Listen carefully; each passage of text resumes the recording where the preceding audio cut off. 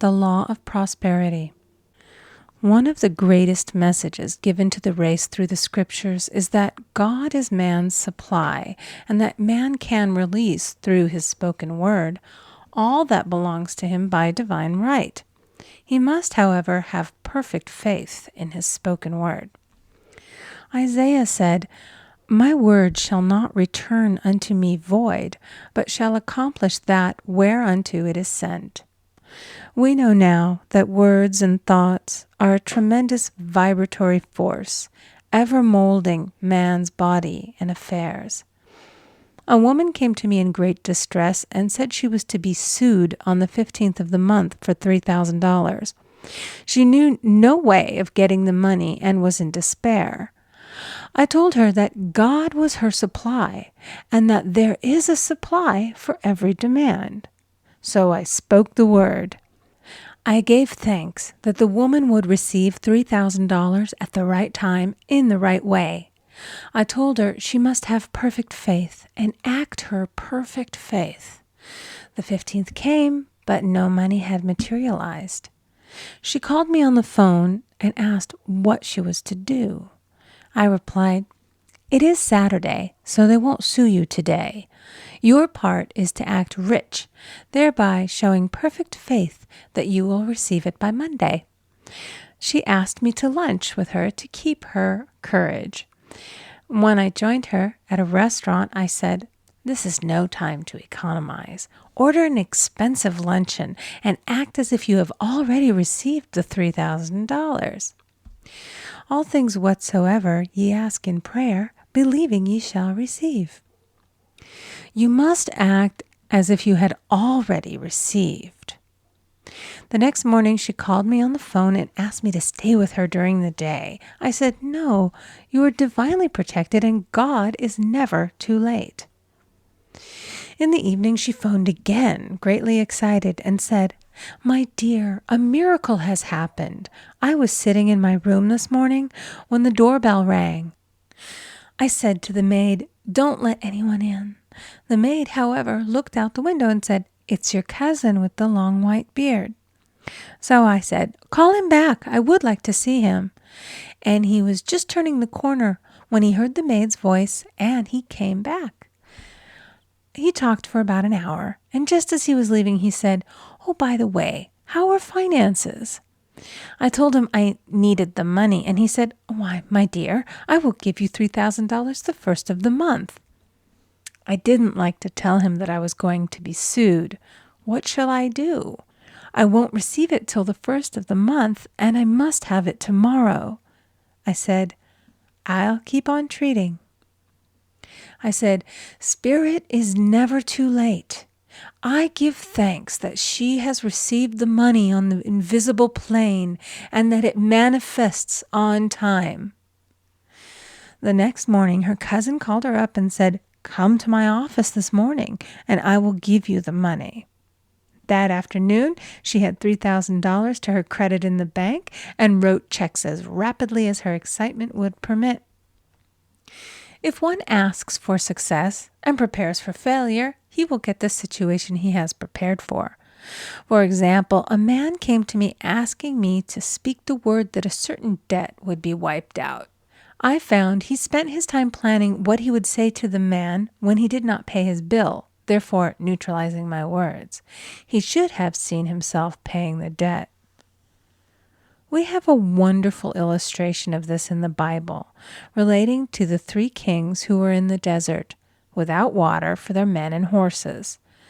They consulted the prophet Elisha, who gave them this astonishing message.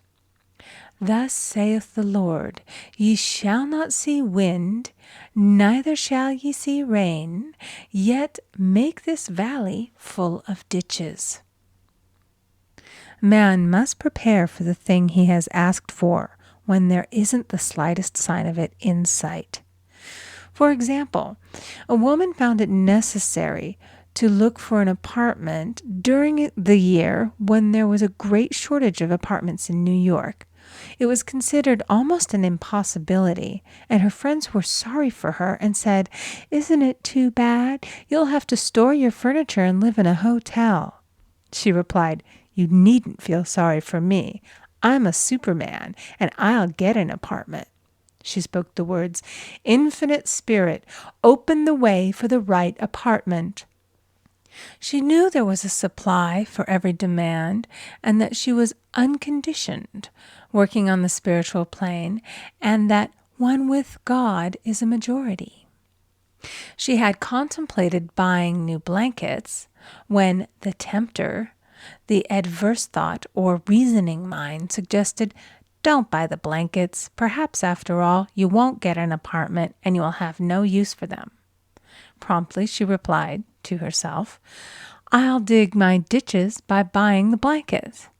So she prepared for the apartment, acted as though she already had it. She found one in a miraculous way, and it was given to her although there were over 200 other applicants. The blankets showed active faith. It is needless to say that the ditches dug by the 3 kings in the desert were filled to overflowing. Read 2 Kings. Getting into the spiritual swing of things is no easy matter for the average person. The adverse thoughts of doubt and fear surge from the subconscious. They are the army of the aliens, which must be put to flight. This explains why it is so often darkest before the dawn. A big demonstration is usually preceded by tormenting thoughts. Having made a statement of high spiritual truth, one challenges the old beliefs in the subconscious, and error is exposed to be put out. This is the time when one must make his affirmations of truth repeatedly and rejoice and give thanks that he has already received. "Before ye call, I shall answer." This means that every good and perfect gift is already man's, awaiting his recognition. Man can only receive what he sees himself receiving. The children of Israel were told that they could have all the land they could see. This is true of every man. He has only the land within his own mental vision. Every great work, every big accomplishment has been brought into manifestation through holding to the vision. And often, just before the big achievement, comes apparent failure and discouragement. The children of Israel, when they reached the promised land, were afraid to go in, for they said it was filled with giants who made them feel like grasshoppers. "And there we saw the giants, and we were in our own sight as grasshoppers." This is almost every man's experience. However, the one who knows spiritual law is undisturbed by appearance and rejoices while he is yet in captivity. That is, he holds to his vision and gives thanks that the end is accomplished. He has received. Jesus Christ gave a wonderful example of this. He said to his disciples, "Say not ye, there are yet 4 months, and then cometh the harvest? Behold, I say unto you, lift up your eyes, and look on the fields, for they are ripe already to harvest." His clear vision pierced the world of matter, and he saw clearly the 4th-dimensional world, things as they really are, perfect and complete in divine mind. So man must ever hold the vision of his journey's end and demand the manifestation of that which he has already received. It may be his perfect health, love, supply, self-expression, home, or friends. They are all finished and perfect ideas registered in divine mind, man's own superconscious mind, and must come through him, not to him.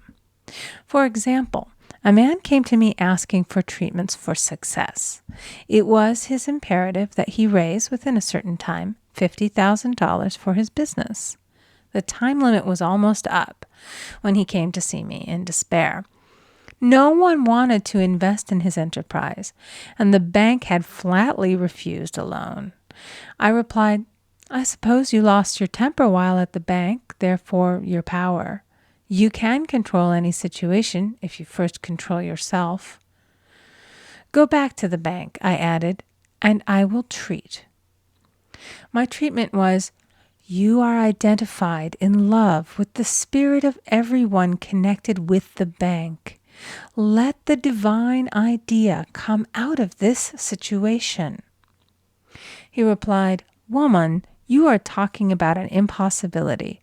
Tomorrow is Saturday. The bank closes at 12, and my train won't get me there until 10, and the time limit is up tomorrow, and anyway, they won't do it. It's too late. I replied, God doesn't need any time and is never too late. With him, all things are possible. I added, I don't know anything about business, but I know all about God. He replied, it all sounds fine when I sit here listening to you, but when I go out, it's terrible. He lived in a distant city, and I did not hear from him for a week. Then came a letter. It read, You were right. I raised the money, and I will never again doubt the truth of all that you have told me. I saw him a few weeks later, and I said, What happened? You evidently had plenty of time after all. He replied, My train was late, and I got there just 15 minutes to 12. I walked into the bank quietly, and I said, I have come for the loan. And they gave it to me without a question. It was the last 15 minutes of the time allotted to him, and Infinite Spirit was not too late.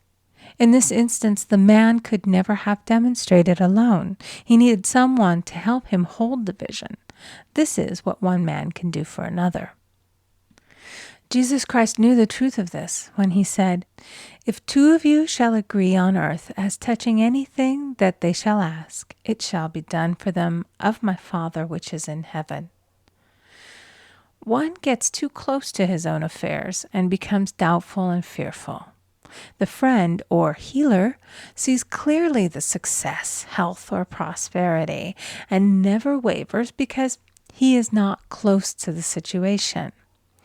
It is much easier to demonstrate for someone else than for oneself, so a person should not hesitate to ask for help if he feels himself wavering. A keen observer of life once said, No man can fail if some one person sees him successful.